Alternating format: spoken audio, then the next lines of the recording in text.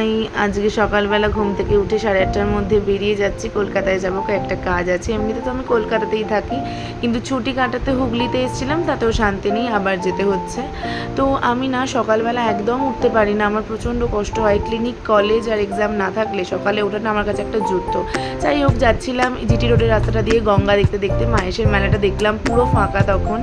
কলকাতায় পৌঁছে গেছি, একটা কাজ আমার কমপ্লিট হয়েও গেছে।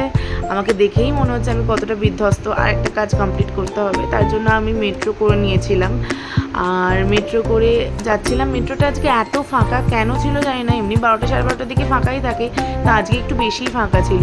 যাই হোক, তারপর আমি তো স্টেশনে নেমে কাজটা যতটা তাড়াতাড়ি সম্ভব মিটিয়ে নিয়ে তারপর উবের মোটো করেছিলাম, বাইকে করে আমি ফিরছিলাম। আর এই বালির ব্রিজের ওপর দিয়ে গঙ্গা দেখতে দেখতে ফেরাটা অসাধারণ লাগে।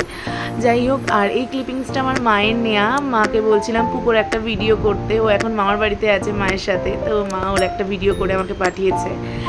আর এখন আকাশটা কি ভালো লাগে, তাই না? মানে রথ চলে এলো মানে তো কাউন্টডাউন শুরুই হয়ে গেল পুজোর। আর এই আকাশটা এত সুন্দর লাগছে, একটা পেঁজা তুলোর মতো হালকা নীলের ওপর এই সাদা সাদা, আমার খুব ভালো লাগে। তারপর বিকেলবেলা যখন বাড়ি ফিরছিলাম হুগলিতে, তখন দেখলাম মাহেশের রথের মেলায় প্রচণ্ড ভিড়। রাস্তাঘাট তো ফাঁকাই ছিল, অনেকটাই রাত হয়ে গেছিলো ফিরতে ফিরতে। প্রচণ্ড টায়ার্ড ছিলাম, বাড়ি এসে ডিনার করে শুয়ে পড়লাম। বাই।